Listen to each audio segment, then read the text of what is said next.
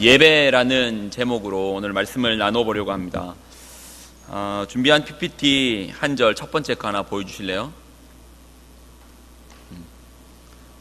한번 읽어볼까요? 같이 읽습니다. 시작.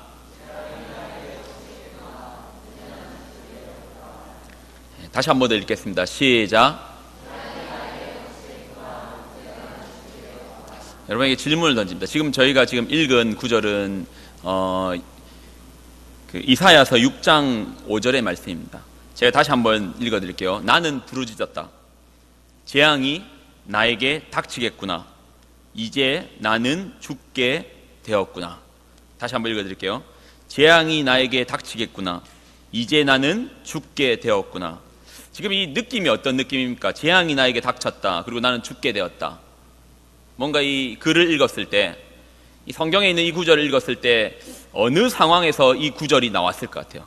재앙이 나에게 닥쳤구나. 나는 죽게 되었다. 뭔가 이 절망적인 상황이죠. 뭔가 자신의 어떤 죽음을 앞두고 뭔가 절망 가운데 나는 죽게 되었구나라는 어떤 절망을 내뿜고 있고 묘사하고 있는 장면입니다.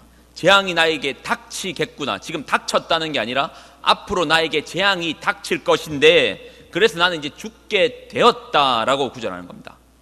자, 여러분에게 한번 퀴즈를 내보겠습니다. 지금 이 장면이 어떤 상황에서, 지금 이 말하는 자가 어떤 상황에서 이런 말을 할까요? 나에게 재앙이 닥치겠구나. 나는 죽게 되었구나. 어떤 상황에서 이런 얘기가 지금 터져 나올까요?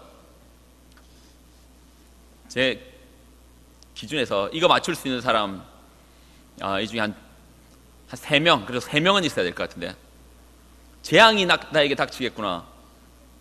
나는 죽게 되었구나. 나는 죽게 되었구나. 재앙이 나에게 닥치겠구나. 나는 죽게 되었구나. 찾지 말고. 자, 지금 어떤 상황 가운데 도대체 이런 말을 할까요? 그걸 주민아, 그래.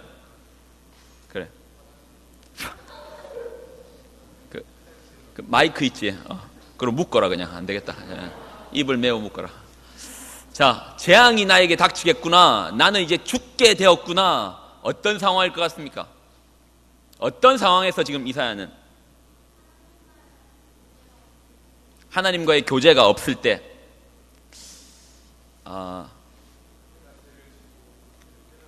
내가 죄를 짓고 내가 죄를 깨달았을 때, 조금 뭔가 이제 좀 비슷해질라 합니다. 내가 죄를 짓고 내가 죄를 깨달았을 때, 어떻게 해서 죄를 깨닫게 되었을까요? 어떻게 해서 깨닫게 되었을까요? 지금 이 장면은 누가 말하냐면, 이제 조금 더 힌트를 드릴게요. 이사야가 말했습니다. 선지자가 얘기한 거예요. 선지자라면 적어도 저희보다 뭔가 도덕적 요소에서는 조금 더 높은 사람일 건데, 그가 나에게 재앙이 닥치겠구나. 이제 나는 죽게 되었구나 라고 이렇게 말했습니다. 어떤 상황에서 그는 이런 표현을 썼을까요? 기서가 틀릴 줄 알지만 시험이 들기 전에 틀렸습니다. 예. 자, 가연이가 한번 멋지게 한번 맞추고 끝내자. 어떤 상황에서?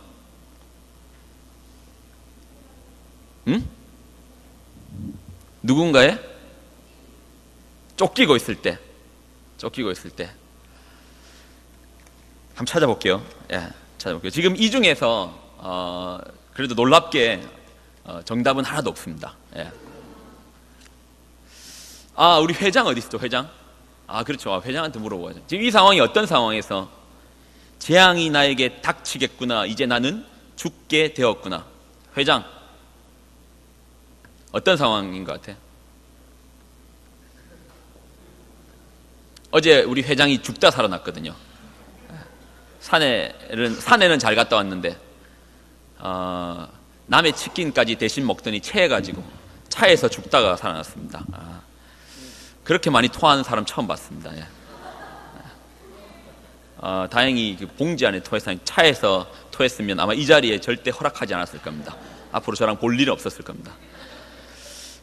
재앙이 나에게 닥치겠구나. 이제 나는 죽게 되었구나. 이건 이사야서 6장 5절에 나오거든요. 그러면 이사야서 6장의 1절과 3절을 한번 읽어보고 여러분이 다시 한번 맞춰보세요. 한번 보여주실래요? 이사야서 6장 1절에서 3절입니다. 방송실 준비된 거 좀 보여주시면 돼요. 여러분 성경 한번 찾아보세요. 됐나요?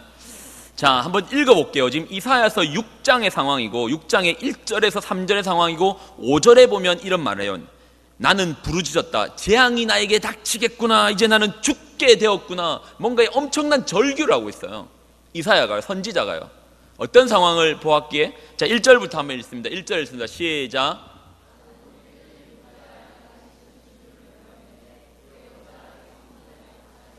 나는 높이 들린 보좌에 앉아 계시는 주님 하나님을 배웠는데 그의 옷자락이 성전에 가득 차 있더라. 한번 생각해 보십시오.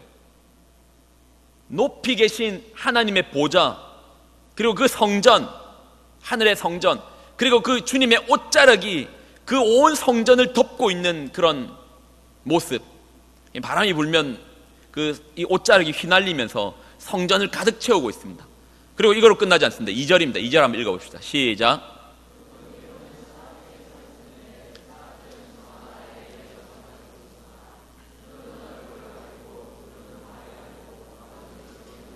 여기서 스랍은 누굴까요? 스랍.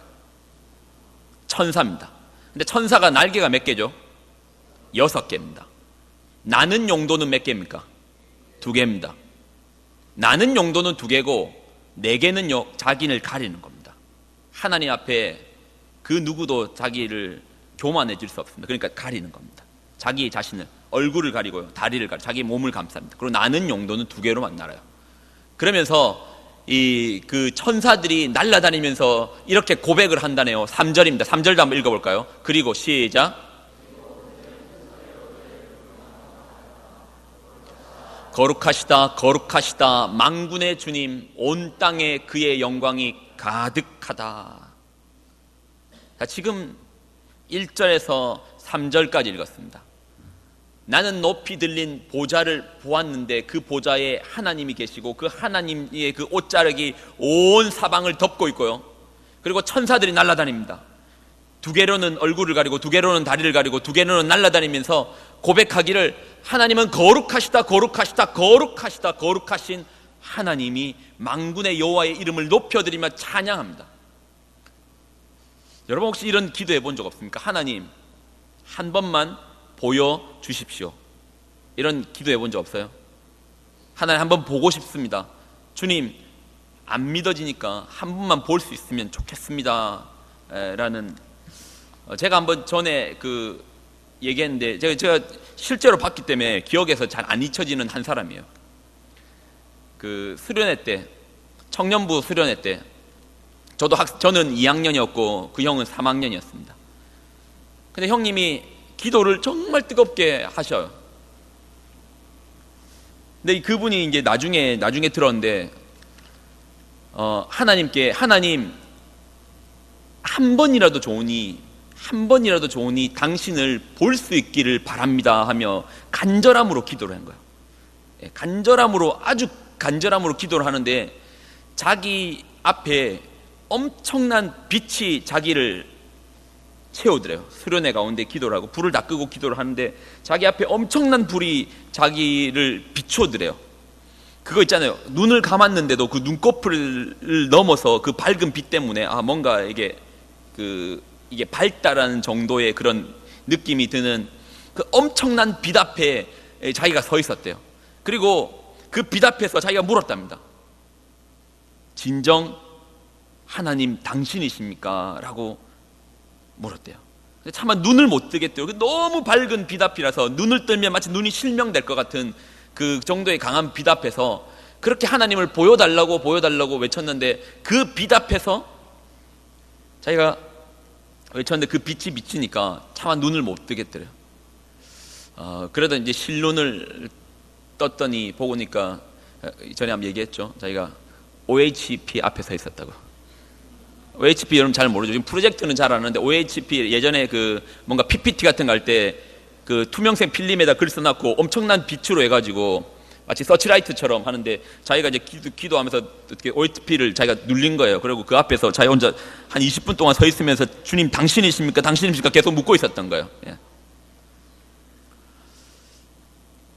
약간 우스갯소리 얘기를 했지만 지금 마치 오늘 그거와 같이 이사야가 주님을 보았습니다. 주님을 보고 주님을 만난 거예요. 이걸 한마디로 뭐라 하죠? 예배를 드린 겁니다. 예배 가운데 주님을 본 거예요. 예배 가운데 주님을 봤는데 그가 고백하기를 이렇게 고백했습니다. 6장 5절입니다. 나는 부르짖었다. 재앙이 나에게 닥치겠구나.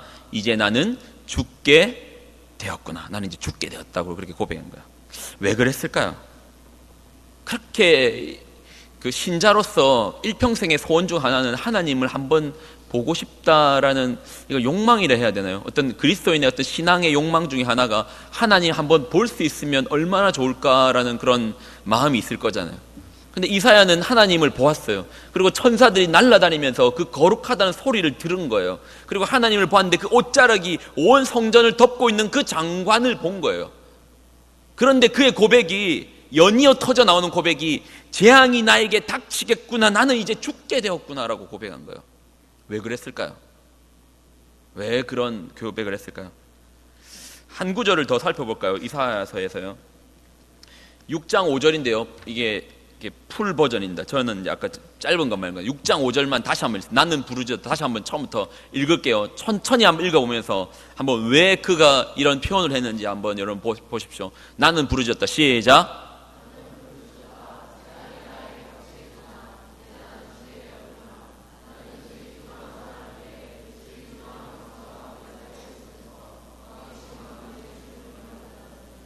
자신의 죄를 깨달아서, 아까 누가 얘기했죠? 정준이가 얘기했습니다. 네, 그렇죠. 우리가요, 흙탕물 속에다가 손을 집어넣고 그 손을 보면 손에 묻어 있는 것들이 보이지 않습니다. 손에 묻어 있는 뭐 때든지 아니면 자기의 오물이 자기에게 묻혀져 있는 삶의 흔적 가운데 묻어든 그 더러운 것들이 흙탕물 가운데 손을 집어넣고선 보이지가 않는데, 투명한 개울물에다가 손을 집어넣으면 내 손에 묻은 것들이 보입니다. 세상 가운데서 뭐 정치가 썩었디, 사회가 이렇니 저렇니 말해도 그 세상 가운데 우리가 마음껏 비난만 할 수 없는 것은 그 비난을 받는 대상인 그 사람이나 나나 사실은 종이 한 장 차이입니다. 전에 제가 한번 얘기한 적 있죠. 그 TV 프로를 보는데 깜짝 놀래가지고 누워서 보다가 앉아서 봤습니다. 그게 무슨 고발 프로그램이었어요. 그러니까 카메라맨이 숨어서 그걸 찍고 있다가 현장을 쫓아가서 하는 어떤 KBS에서 하는 고발 프로그램이었어요. 주로 대상자들이 이 납세를 하지 않는 그 세금을 포탈했던 사람들을 쫓아가서 하는데, 그때 장면은 유독 그 지하철에서 성행하고 있는 하나의 범죄를 찍은 거예요. 뭐냐 하면 요즘 핸드폰이 워낙 잘 돼 있으니까 에스컬레이터를 타고 올라가고 있는데, 에스컬레이터를 타고 올라가고 있는 근데 그 치마를 짧게 입은 자매들 뒤에 남성분이 핸드폰을 아주 거기서 술법 어떻게 하는지까지 다 가르쳐 주더라고요. 무릎 위에 그냥 턱 얹어가지고 동영상을 켜놔면 아마 그 각도가 애매하게 맞아 떨어지나 봐요. 예. 그래서 그것들을 이제 몰래 찍어서 하는 그거를 현장에서 잡았어요. 현장에서 잡았는데 뭐 잡히니까 난리치는 거죠. 뭐 왜 잡냐? 갑자기 누군가가 자기가 이렇게 찍고 있다가 누군가 달려와가지고 양팔을 딱 잡아버리니까 이 사람이 막 난리치면서 손을 놔라고 하죠. 왜 그러냐고 이렇게 하는데 그 핸드폰을 뺏어가지고 자기가 찍은 동영상을 그 앞에 증거물로 내세면 그때부터 뭐 살려달라 하는 겁니다.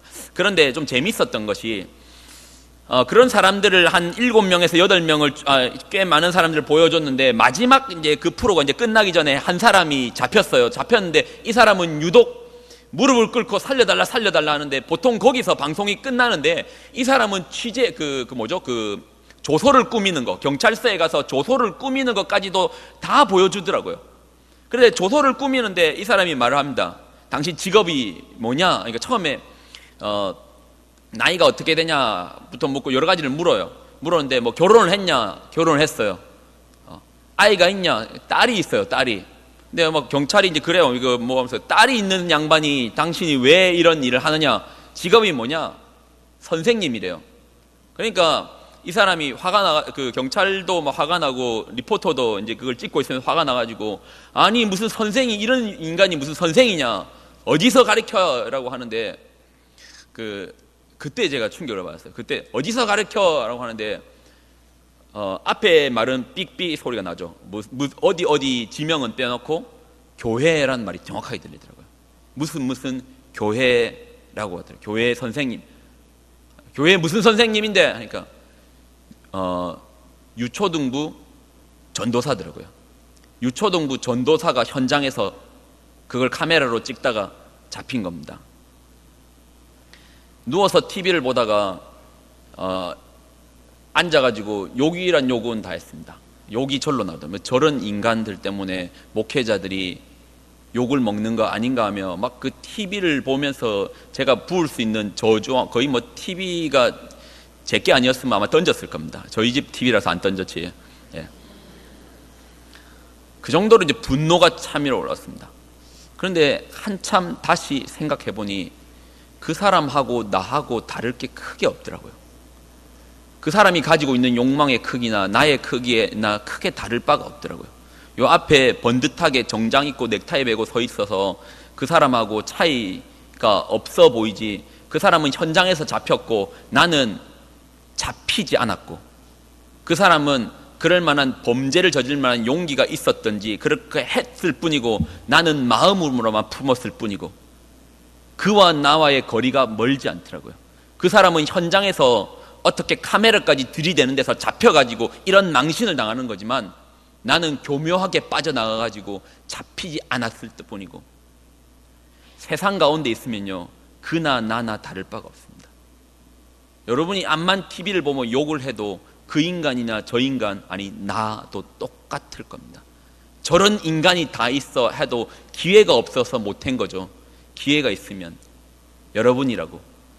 정치를 보면서 무슨 정치인들의 말 바꾸기가 이렇게 쉽게, 사람도 이렇게 잘 안 바꾸는데 여러분도 그 자리에 가면 그 말 바꾸기에 더하면 더했지 덜 하리라는 게 없습니다. 세상 가운데에서 있어서 그래요. 그런데요, 예배란 시간은 세상과의 잠깐의 단절이고요, 거룩하신 그 하나님 앞에 서게 되는 겁니다. 달리 보이는 거예요.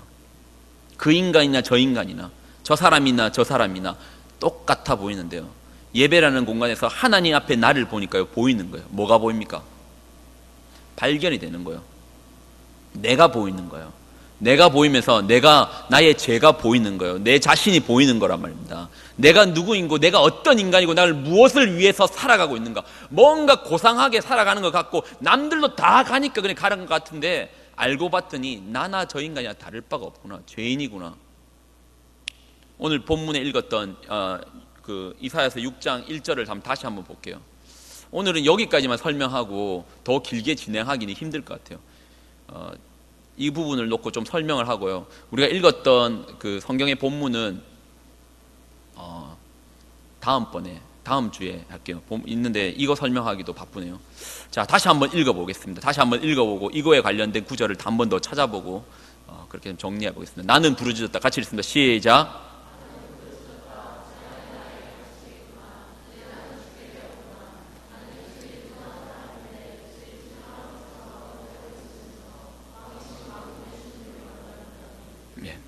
나는 부르짖었다. 재앙이 나에게. 하나님을 본 거예요. 봤는데 자기가 보이더래요. 나는 죽게 되었구나. 나는 입술이 부정한 사람인데, 입술이 부정한 백성 가운데 살고 있었는데 왕이신 만군의 여호와를 내가 보게 되었으니 나는 이제 죽게 되었구나. 여러분, 예배에서는 두 가지의 감격이 교차해야 됩니다. 하나의 감정은, 여러분 예배 드릴 때 감격하다라는 단어를 많이 쓰죠. 예배의 감격에 빠져라. 예배의 감격 가운데 그 감격한다. 그런데 사실 우리가 감격을 말하기 전에 한 가지를 더 말해야 됩니다. 이게 선행되지 않으면 감격은 미안하지만 잘못된 표현입니다. 우리가 오늘 목사님께서 정말 재밌는 얘기를 했고, 정말 이게 은혜되는 얘기를 했고, 정말 유익한 얘기를 해서 내가 너무나 감격스러워 라고 표현하는 건 틀린 겁니다. 그래서 제가 뭔가 설교를 했는데 이게 너무 유익하더라, 유익해서 감격스러웠다라고 해서 그 감격, 목사님 오늘 설교 가운데 예배 가운데 예배의 감격에 빠졌습니다. 오늘 찬양팀이 찬양을 했는데 그것이 마치 막 천상에서 울려 퍼지는 뭔가의 음악 같아서 너무 좋아서 감격을 했습니다. 틀린 표현입니다. 틀린 표현입니다. 그렇게 해서 감격을 받는 게 아니에요. 선행이 되지 않으면 그 감격도 가짜라는 겁니다. 뭐가 선행돼야 될까요? 두려움입니다. 두려움입니다. 두려움과 감격이 공존하는 시간이 예배입니다. 어떤 두려움요? 방금 말했잖아요. 이사야가 느꼈던 두려움입니다. 죄인인 본분으로서 거룩하신 하나님을 보니까요, 두려운 거예요. 내가 이제 죽게 된 거예요. 내가 지금을 살고 있잖아요. 지금을 호흡하고 있어요.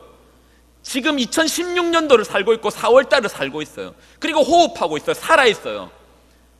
그러나 지금 이 세상 가운데 세상의 방식을 쫓아 살아가고 있지만, 이것이 지금 살아있지만 언젠가 과거 훗날 20년 될 수 있고 30년이 될 수 있고, 아니면 조금 더 연배가 어린 친구들은 50년, 60년이 될 수 있고, 조금 가까운 사람은 10년 후에 현재가 될 수 있을 겁니다. 미래의 어느 시점에 그 지금에서는 지금 그 모습 때문에 자기는 죽게 될 것입니다. 바로 죄 때문이라는 거죠. 하나님의 그 죄로 말미암아 하나님을 예배 가운데 자신의 죄인의 모습이 드러나고 보이는 거예요. 보이고, 그럼에도 불구하고 이 죄인된 내가, 이 두려움이 떨 수밖에 없는 이 죄인된 내가 하나님을 만나니 그 죄가 용서함을 받는 겁니다. 인정을 받는 거예요. 그 하나님을 만나니 그 십자가의 피가, 그 능력이, 예수 그리스도의 그 희생이, 그 제사가, 그 십자가가, 그 부활의 승리가 나를 살게 해주는 겁니다. 그래서 감격하는 겁니다. 내가 어떤 얘기를 해가지고, 목회자가 어떤 얘기를 해가지고 그게 감격스럽더라 해가지고 감격을 받는 게 아니라는 거예요. 예배 가운데 우리는 보여줘야 됩니다. 성경을 통해서 보여줘야 됩니다. 찬양 가운데 보여지는 게 있어야 됩니다. 뭘 봅니까? 하나님을 봐야죠. 십자가 끝에 서 있는 예수 그리스도를 보는 겁니다. 그 흘러내리는 그 새빨간 피가 나의 온몸을 덮이는 것을, 이 죄인된 몸을 덮이고, 죄인된 나는 보이지 않고 하나님께서 거룩하다고 보는 그 나만 보이는 겁니다. 그래서 두려움과 감격이 공존하는 그 시간이 바로 예배일 것입니다. 여러분, 예배 가운데 두려움을 느끼고 있습니까? 하나님을 만난다는 것 가운데 두려움을 느끼고 있습니까? 아니면 이 자리에 와서 어떤 유익한 한 시간이 되기를 바라며 왔습니까? 세상은 다 똑같습니다. 세상에서 여러 가지 철학도 있고 지혜도 많습니다. 저도 페이스북을 보는데요, 페이스북에 보면 그 책을 요약해주고, 아니면 어떤 인물들의 그 삶을 요약해서 보여주는 그 삶의 지혜와 같은 이야기들을 많이 봅니다. 꽤 유익하고 꽤 좋은 소리들 꽤 많아요. 어떤 철학자의 명언이나, 아니면 한 기업가의 성공 스토리를 짧게 말하거나, 아니면 이런 좋은 얘기들을 많이 듣습니다. 그렇게 따라하면 성공할 수 있습니다. 그렇게 따라 살면 인생을 살며 꽤 잘 살았다는 표현 받을 수 있습니다. 그러나 여러분의 구원의 문제는 해결되지 않을 겁니다. 구원의 문제는 오직 예수 그리스도의 그 십자가 한 길. 아마 여러분이 바깥에서 어떤 일을 저지른 사람도 이 자리에 와서 예배 드리는데 아무도 제지받지 못할 겁니다. 누가 제지할 사람도 없어요. 동성애에 대한 문제가 많지만은, 동성애자라 할지라도 이 자리에서 예배를 드리는 데 있어서 너 나가라고 말할 사람은 아무도 없습니다. 당연히 더 초대하고 불러야죠. 어떤 죄를 지었다 할지라도, 그게 심지어 그게 살인사건이라 할지라도 이 자리에 와서 살인자가 예배 드린다, 근데 너 예배 자리 가운데 나가라고 말할 사람은 없어요. 누구든지 올 수 있다고, 누구든지 이 자리에 와가지고 예배를 드릴 수 있어요. 그러나 누구든지 올 수 있다고, 누구든지 어떠한 방법이든지 그것이 나를 구원으로 이끌어줄 수 있다, 그거는 틀렸습니다. 누구든지 이 자리 예배 가운데 앉아 있을 수는 있지만, 그 누구라도, 대통령이라 할지라도, 아니 이번에 당선된 국회의원, 아니 어떤 도덕의 군자들, 어떤 희생을 지은 독립군이라 할지라도, 하나님께서 예배해 두신 그 한 길 십자가 예배를 통해서 예수 그리스도를 만나고, 예수 그리스도를 통해서 하나님을 만나고, 하나님을 통해서 성령님을 만나고, 그래서 하나님과 나 사이에 분리된 이 존재가, 떨어져 버린 존재가 다시 하나님을 만나고, 이걸 말고서는, 죄인된 내가 하나님을 그 십자가를 통해서 만나고, 이것을 말고서는 구원을 받을 길은 아무도 없습니다. 누구든지 이 자리에, 아니 늦게 온다 할지라도, 아니 더 빨리 온다 할지라도, 그걸 중요하지 않습니다. 그러니까 우리가 예배해야 되고, 찬양, 예배란 말 자체는 이 자리에서 내가 뭘 했다는 거예요. 예를 다하여 경배하는 겁니다. 그래서 우리가 마치 우리 한국 사람들이 예배를 잘 드리는 이유가 있어요. 어떤 분이 이제 국문학자 선생님께서 가르쳐 줬는데, 보통 외국 사람들은 이 누군가에게 경배하고 예를 다할 때는 이렇게 고개를 숙인대요. 그러니까 자기를 낮추는 겁니다. 근데 한국 사람은 자기를 낮출 때 3단으로 낮춘대요. 어떻게 낮춥니까? 무릎을 꿇고 허리를 숙이고 그리고 마지막으로 고개까지 낮춘대요. 예를 다하여 낮추는 겁니다. 한 가지만 더 찾고 그리고 오늘 설교는 마무리 지을게요. 누가복음입니다. 누가복음입니다. 누가복음 15장입니다. 누가복음 15장입니다.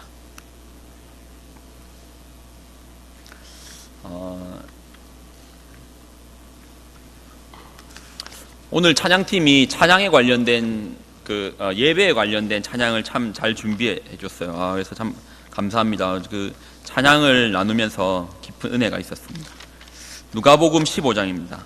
그리고 우리 하나의 찬양을 같이 나누면서 오늘 시간을 하나님께 다시 한번 예배하고 경배하려고 합니다. 15장 11절입니다. 예배가 뭔지를 보여주고 싶습니다. 15장 11절입니다. 11절 찾아줄 수 있나요? 예. 한번 11절 여러분 한번 읽어보실래요? 시작. 자, 둘째가 이런 말을 하네요. 12절입니다. 시작.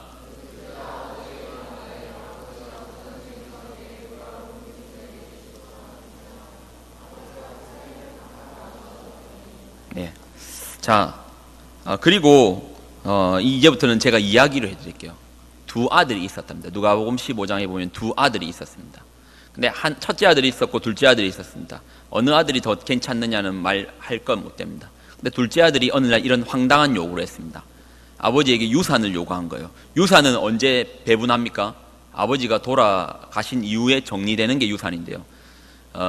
그래서 유산을 요구한 겁니다. 이걸 조금 격하게 표현하면 그러니까 아버지의 재산을 받을 때 어떠한 심정으로 아버지의 재산을 달라고 했을까요? 내가 저 돈 가지고 있으면 최소한 아버지보단 더 잘 살 거야 라는 그렇게 하는 거예요. 내가 저 돈 가지고 있으면 우리 아빠보단 내가 더 잘 살 거야. 여러분 부모님 보시면서 저도 젊을 때 어릴 때 가장 흔히 했던 실수가 이겁니다. 내가 저 정도 가지고 내가 우리 아빠보단 더 잘 살 수 있어. 엄마보단 더 잘 살 수 있어. 난 아빠처럼 안 살아. 엄마처럼 안 살아. 근데 조금 이제 나이가 지나 보니까 그렇게 사는 게 얼마나 힘든 건지 이제 그때서야 이제 좀 알게 되더라고요. 근데 이제 제가 얘기하려는 그 얘기가 아닙니다. 아빠처럼 안 살아, 엄마처럼 안 살아 하면서 그 재산 달라고 했습니다. 아버지 옆에 있을 때는 아버지가 어떤 존재인지 몰랐는데, 그리고 이 친구가요, 그 재산을 가지고 쫄딱 망합니다. 쫄딱 망해서 뭘 하냐면 이스라엘 사람들, 특별히 유대인들은 먹지 않는, 갓 일하지 않는 돼지를 부정한 동물로 보거든요. 돼지를 치면서 돼지가 먹는 밥을 먹어요. 그러면서 회상을 합니다. 우리 아버지 집에는 품꾼, 아버지 집에서 일하는 사람도 최소한 나보다는 낫겠다. 그래서 아버지를 다시 떠올립니다. 우리 아버지는 이런 존재셨구나. 우리 아버지는 이런 아버지셨어. 아버지 집에 있을 때는 아버지가 나 아빠처럼 안 살아 했는데 집 나가가지고 고생하다 보니까 우리 아버지는 이렇게 훌륭한 거야. 그래서 나는, 나 같은 존재는, 나 같은 잘못된 아들은 우리 아빠 아들이라고 표현할 수 있는 존재가 못 돼. 우리 아빠가 왜 너무나 높으신 분이기 때문에 나 같은 놈이 우리 아빠를 아빠로 부르면 안 돼. 그래서 아버지 집에 가서 그냥 나를 품꾼 중에, 그냥 일꾼 중에, 노예 중에 한 사람으로 써달라고 하면서 말합니다. 이 사람이 아버지를 바라보는 시각 차이가 바뀌었습니다. 어떻게 바뀐 겁니까? 아버지가 원래는 이 정도 분이셨는데 지가 집 나간 사이에 아버지가 이렇게 높은 분이 된 겁니까? 원래 아버지는 이 정도 수준밖에 안 되는데 100점 만점에 한 30점짜리 아버지밖에 안 되는데 자기가 집을 나간 사이가 아버지가 열심히 노력해가지고 100점짜리 아버지가 되셨습니까? 아니죠. 원래 아버지는 100점짜리였는데 지가 지 생각에 자기는 200점이라고 생각했거든요. 근데 자기 현실을 보니까 자기는 20점도 안 되는 거예요. 아니 2점도 안 되는 거예요. 2점의 위치에서 아버지를 보니까 100점이 보이는 겁니다. 예배가 바로 그겁니다. 여러분, 높아진 마음으로는 결코 예배 드릴 수 없습니다. 내가 죄인임을 깨닫지 않고서는 내가 누군지를 깨닫지 않고서는 결코 예배 드릴 수 없어요. 그 예배 가운데 두려움도 없을 것이고요, 감격도 없을 겁니다. 내가 누군지를 깨닫지 못하면요. 그래서 오늘 이 누가복음 15장은 아버지를 재발견하는 게 아닙니다. 자기를 발견하니까 아버지가 다시 보이는 겁니다. 여러분들에게 권면드립니다. 여러분, 잘난 사람 여기 한 명도 없습니다. 그리고 하나님은 거룩하신 하나님, 위대하신 하나님입니다. 마땅히 우리가 예를 다하여 경배를 드려야 됩니다. 그 하나님 앞에서요, 우리가 한 가지 해보면 다 합니다. 찬양 가운데 율동해보면 합니다. 물론 창피하죠. 이 나이에 율동하려니 죽을 것 같습니다. 율동까지는 안 시킨다 할지라도 찬양해보니 그것도 알 것 같습니다. 내가 이 자리에 앉아가지고 뭐 찬양이나 하게 생겼어? 미안하지만 예배 드릴 수 없습니다. 내가 낮아진 자리에서 죄인인 내가 감히 주의 이름을 부른다? 그때 찬양이 나올 겁니다. 그때 예배가 될 겁니다. 여러분, 자신을 발견하십시오. 여러분, 별거 없어요. 지금 여기서 자기 능력이 돼가지고 이 자리 이렇게 옷 제대로 갖춰 입고 앉아 있는 분 없잖아요. 여러분, 청년이라 할지라도 물론 직장 다니는 친구들이 있겠지만, 그리고 거기까지 올 때 여러분 별거 없잖아요. 부모님 다 도와주고 서포트 해주고 옷 사 입혀주고 밥 먹여주고 가방 사주고 신발 사주고 그렇게 해가지고 그 자리 다 폼 잡고 앉아 있잖아요. 그러니까 너무 폼 잡지 마십시오. 내가 누군 줄 알면 예배를 드릴 수, 그리고 예배가 발견되는 순간부터 인생의 좌표는 정확하게 설정할 수 있습니다. 그래서 예배에 성공하면요, 방금 말씀드렸잖아요. 세상의 성공 법칙을 따라서 성공할 수 있습니다. 그러나 구원은 없습니다. 예배를 제대로 발견하면요, 인생의 가장 근본적인 문제를 해결할 것입니다. 여러분, 예배하시기 바랍니다. 아멘이십니까?